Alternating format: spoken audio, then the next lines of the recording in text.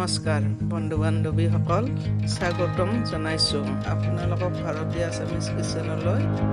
আজিৰ আমাৰ ডিছটো হ'ল ভেন্দিৰ চচ্চড়ি।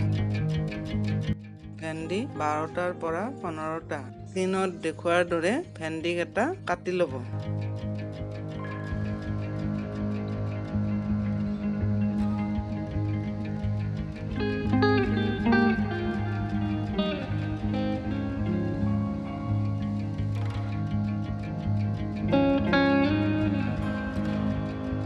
দুটা জলকীয়া একেধৰণে কাটি ল'ব।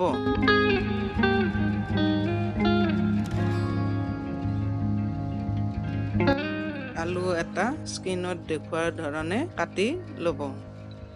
এতিয়া ভেন্দি আৰু আলুত পৃথকে আধা চামুচকৈ হালধি আৰু নিমখ সানি মিক্স কৰি ল'ব।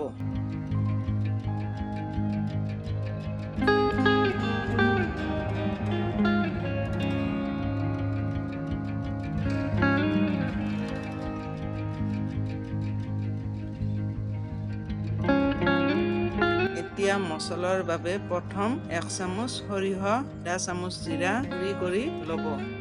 গুড়ি কৰাৰ পাছত তাৰ সৰু 4 টুকুৰা দি দিব, নহৰু 6 ফুটা দি দিব, জলকীয়া 2টা গুড়ি কৰি ল'ব। এতিয়া মছলাটো তৈয়াৰ হৈ গ'ল। আৰু এফাল কটা পিঁয়াজ। এতিয়া কেৰাহীত নিজৰ অনুযায়ী তেল দিব। তেলটো গৰম হোৱাৰ পিছত প্ৰথম আলুখিনি ভাজি ল'ব।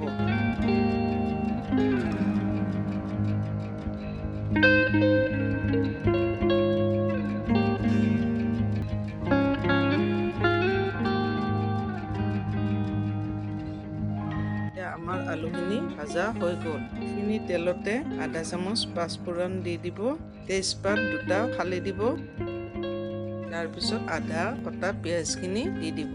এতিয়া অলপ সময় লৰাব। অলপ সময় লৰাৰ পিছত ভেন্দিখিনি দি দিব। ভেন্দিখিনি ভাজি ল'ব।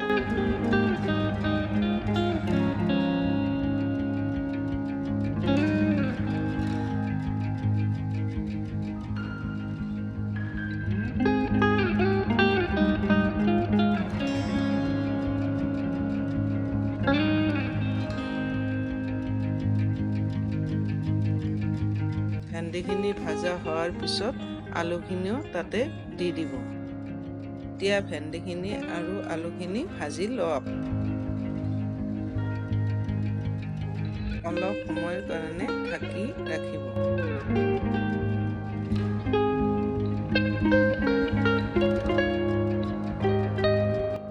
অলপ সময়ৰ পিছত মছলাখিনি দি দিব। মাজে মাজে লৰাই থাকিব। ৰৈ যোৱা মছলাখিনিৰ লগত আধা গিলাচ পানী মিহলি কৰি দি দিব আৰু 2টা জলকীয়া দি দিব। পিছত আধা চামুচ হালধি আৰু আধা চামুচ নিমখ দি দিব। এতিয়া অলপ সময়ৰ কাৰণে ঢাকি ৰাখিব।